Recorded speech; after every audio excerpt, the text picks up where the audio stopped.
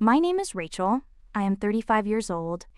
The house was too quiet when I pulled into the driveway. My father was not on the porch. He was not near the ocean path I had built for him. He was sitting by the window, staring outside with his tea untouched, and he was trembling. At first, I thought something had happened to him. Then I saw the stranger circling the house with a clipboard in his hand, and when he told me who sent him, everything made sense. I am a coastal architect in North Carolina. I design houses for people who live where the land meets the water, and where the land is slowly beginning to lose. I draw homes around tides, storms, erosion, salt air, flood zones, insurance requirements, and aging bodies. I think about the things most people do not notice until it is too late. A door that is 2 inches too narrow, a ramp that is just a little too steep, a floor that looks beautiful until someone's foot slips on it. A bathroom that works fine for a healthy person but becomes a trap for someone whose balance is not what it used to be. I have spent 12 years building places where people can grow old without being quietly moved into smaller rooms. I learned all of that from my father. Welcome back to Rose Untold Stories. This story is about a daughter who did not build a house to control her father, but to give him back one quiet piece of the life everyone else had started taking from him. My father is Frank. He spent 40 years as a Coast Guard rescue captain on the North Carolina coast. He pulled people out of bad water for a living. He grew up in a fishing town. He met my mother Carol at a marina when he was 23. He raised my older brother Brian and me in a small house 10 minutes from a public beach access. He worked nights and weekends.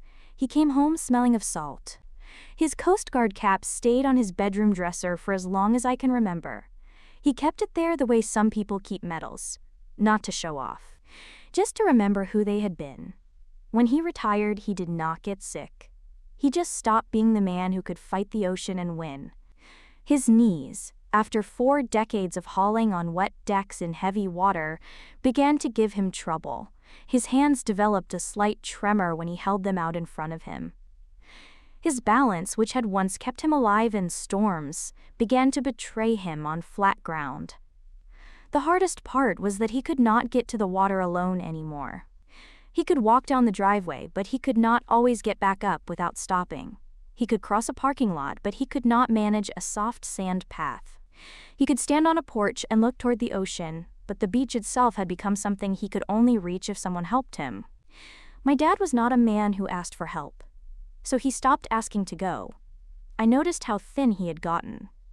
I noticed how much he had stopped saying. I noticed that my mother had begun making his tea at the kitchen counter and bringing it to him on the porch instead of letting him get it himself, because his hand would shake just enough that she worried he would spill it. Hot tea had always been his morning ritual. No sugar, always in the same cup. He used to make it himself before anyone else in the house was awake. Now my mother carried it to him with both hands, like even that small ritual had become something he needed help with. The day I decided to do something about it was the day I came home from a long week of site visits and found my mother in the kitchen holding the edge of the counter with both hands. Her eyes were closed. She was not crying, she was just breathing. She had been carrying my father's exhaustion as well as her own for 9 years. She had a back that hurt, a heart that was tired, and a husband who was disappearing into a porch chair. I stood in the doorway and watched her. And I knew what I was going to build. I started the project 6 weeks later. I bought a lot in a small beach town 2 hours from where my parents lived, on a stretch of coast where the dunes were stable and the beach access was quiet. I designed a beach house with 1 main living level, wide doorways, non-slip floors, a walk-in shower with a bench, grab bars built into the walls, and a low counter where my father could make his own tea sitting down if his hands were bad that morning. But the part one cared about most was outside. I designed a long ramp from the back porch down to a wooden path that ran across the dunes. It was wide, steady, and treated so it would not become slippery in the morning damp.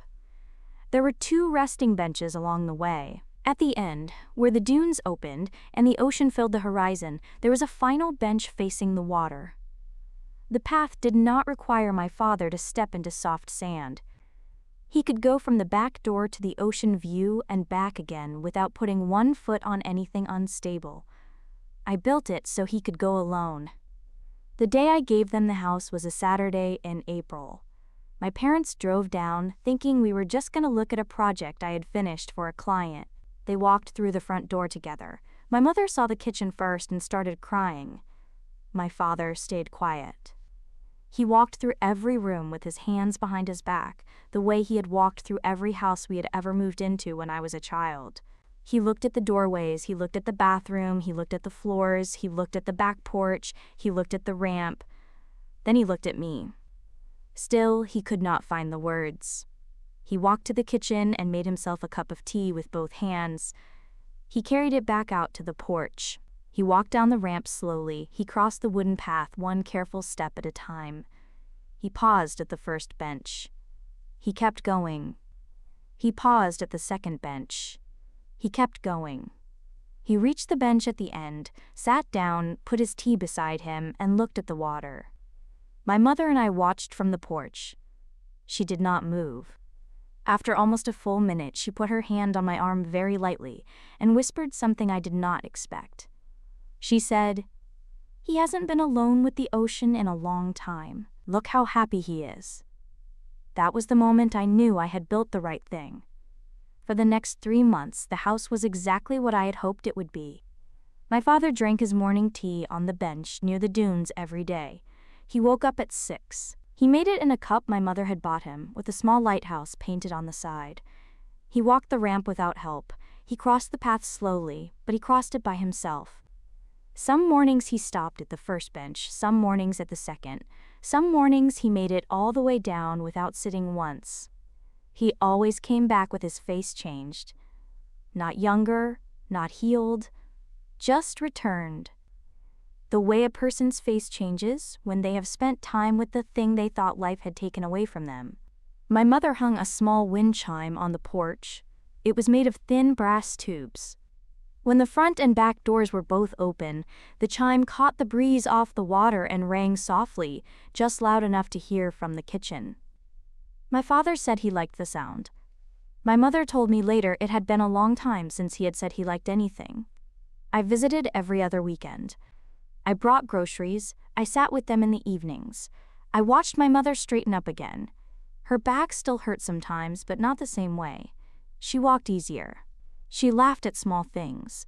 She had given some part of herself to the work of being his caretaker, and the house was returning that part of her too.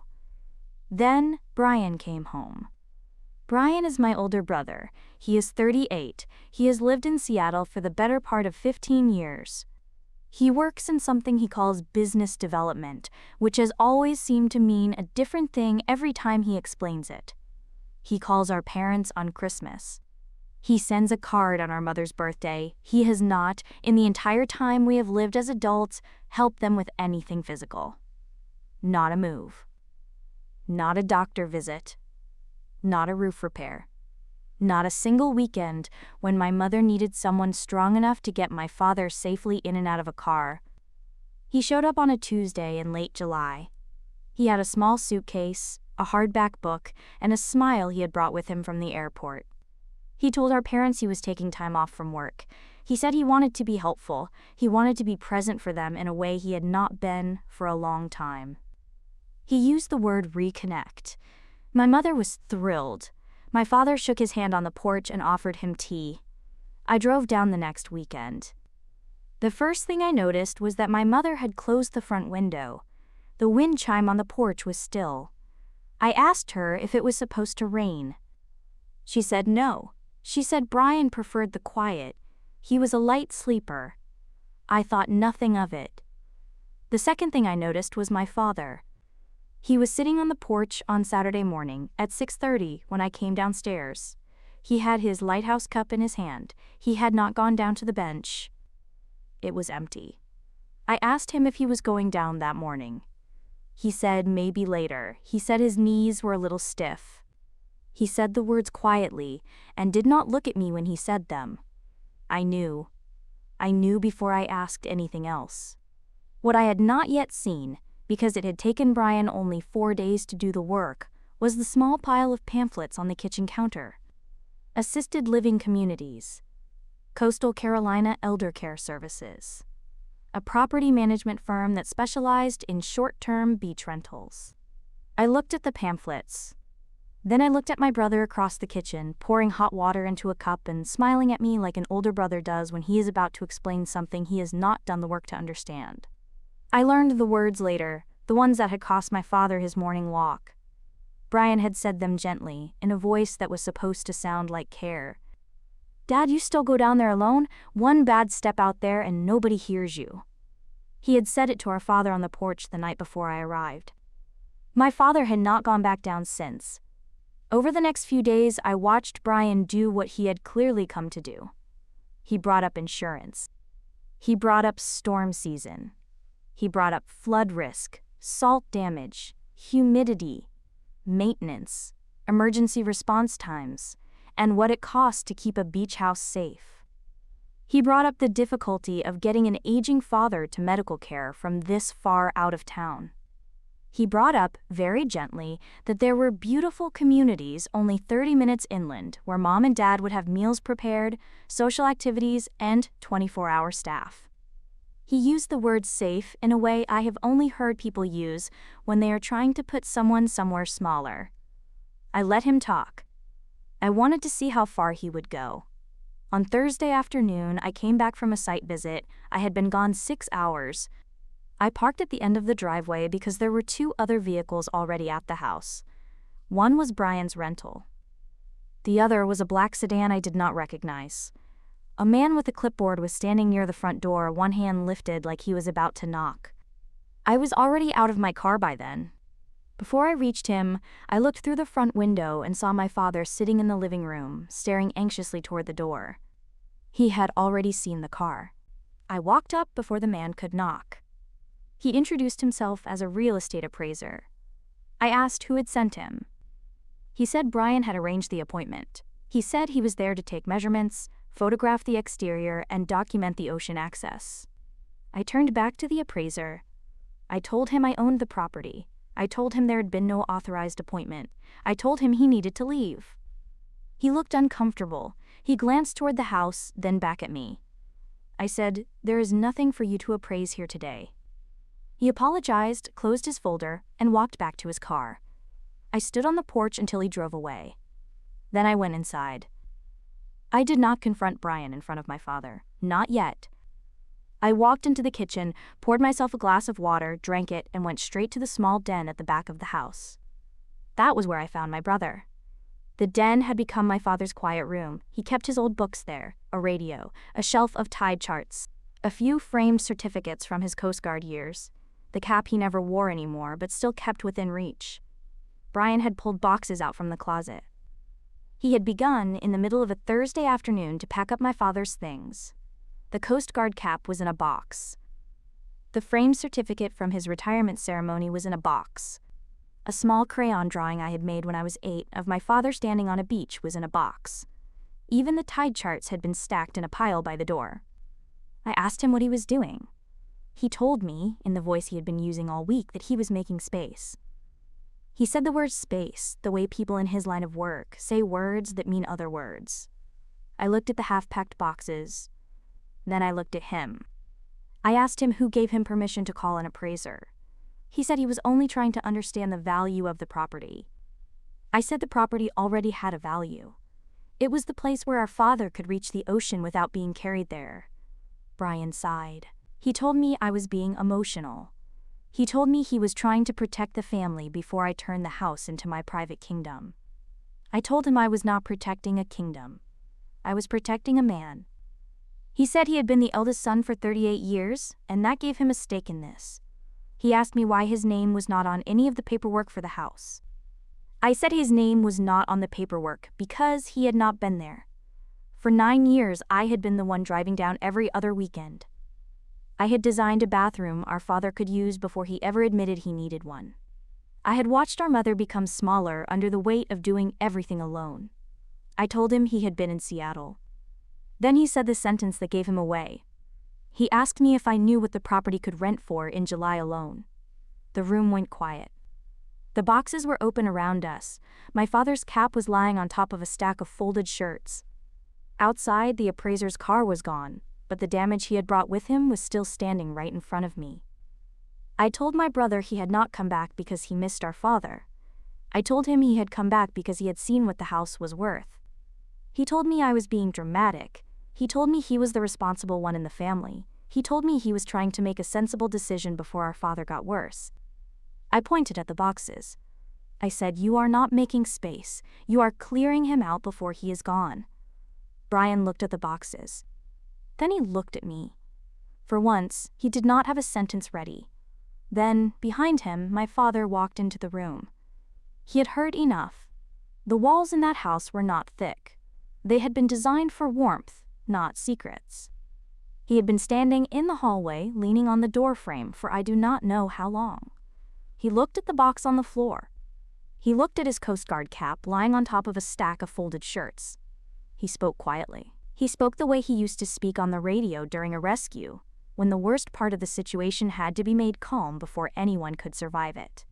He said, "Stop talking about my future like I have already left the room." Brian opened his mouth. Then he closed it again. Whatever he had planned to say required a different father than the one standing in front of him. My father told him to take his suitcase and leave. Brian did not argue. He had spent 4 days preparing to argue with me. He had not prepared to be told to leave by a man he had decided, somewhere over the past decade, was already half gone. He went into the guest room. He packed his suitcase. He came back through the kitchen with the suitcase and the hardback book in one hand. He stopped on the porch and looked at me. Then he said the only sentence he had left. "He is not going to be here forever." Then he walked out. I heard his rental start. I heard him back down the driveway.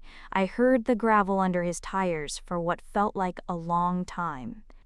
For 4 days, my father sat on the porch and did not walk to the ocean. The wind chime my mother had hung in the spring was still because she had closed the windows when Brian came and had not fully opened them again. The house was quiet in the wrong way. Not the quiet of 2 people enjoying their morning. The quiet of 3 people pretending not to listen for each other. I did not push my father. I had not built the house to make him walk. I had built it so that he could walk if he wanted to. The point had never been the walking. The point had been the choosing.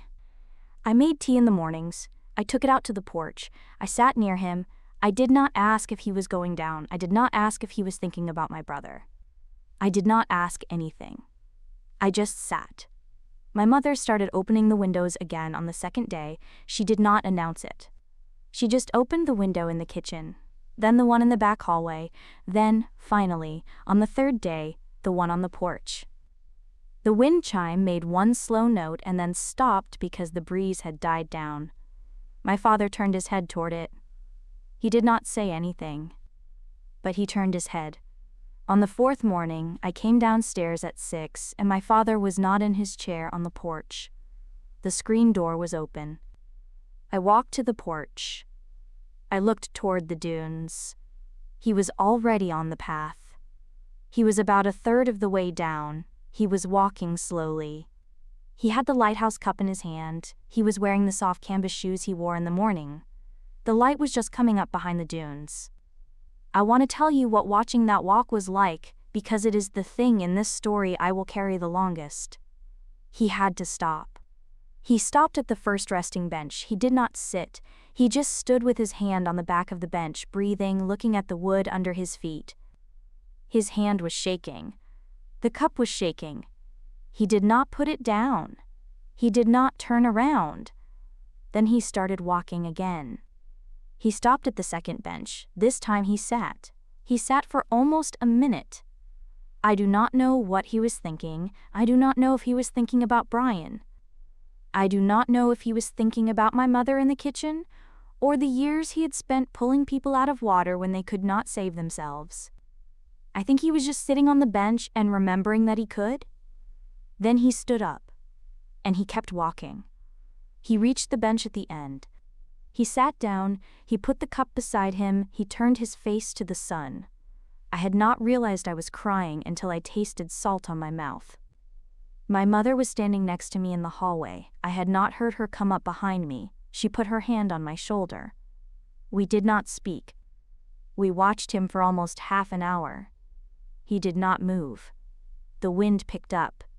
The chime made one small ring, then another, then it found the rhythm of the breeze and stayed in that rhythm for the rest of the morning. My father came back slowly. He came up the ramp. He did not say anything. That was the morning he came back. A week later, I drove my parents into town to meet with an attorney. My father had asked for it himself. Not loudly, not dramatically.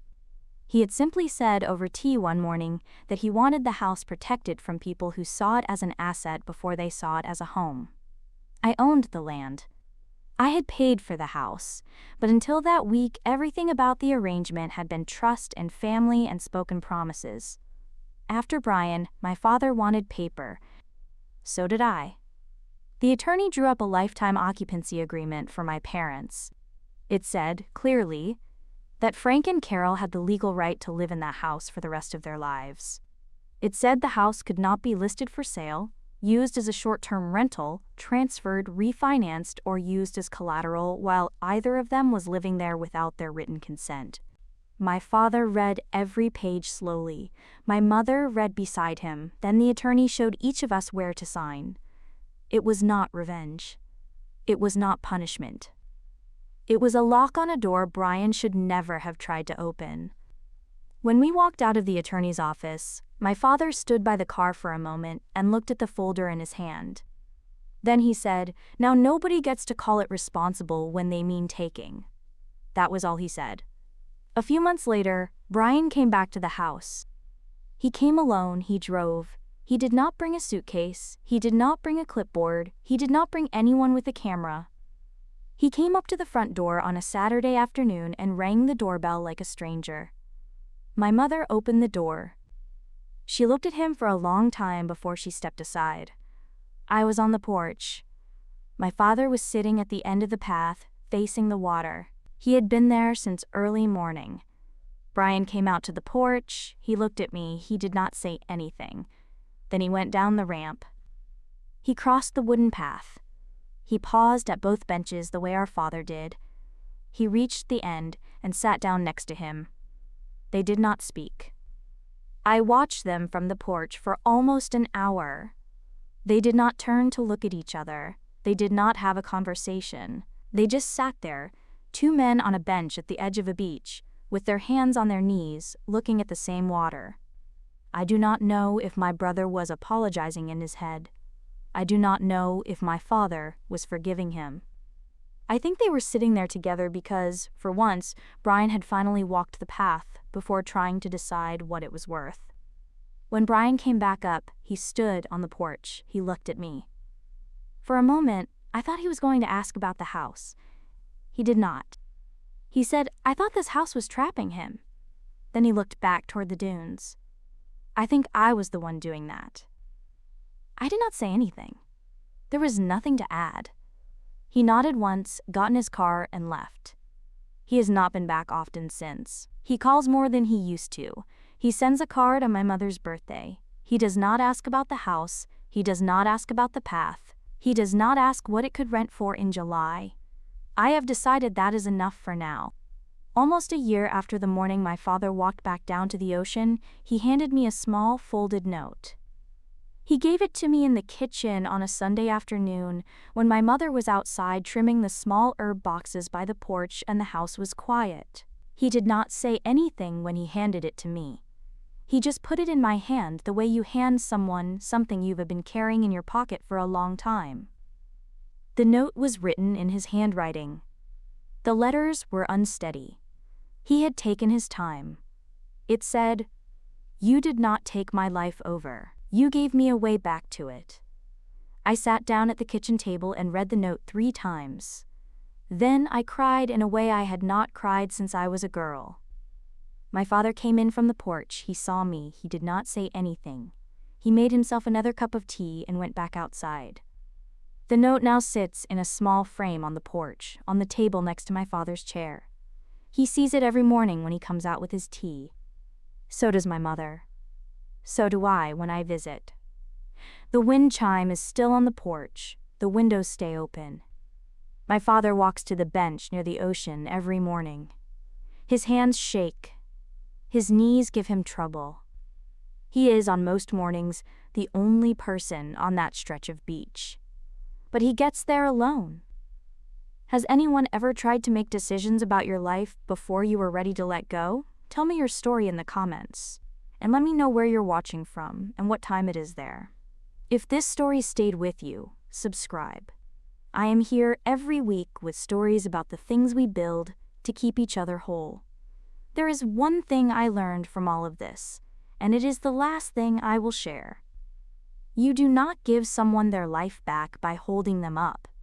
You give it back by building them a path they can walk on their own.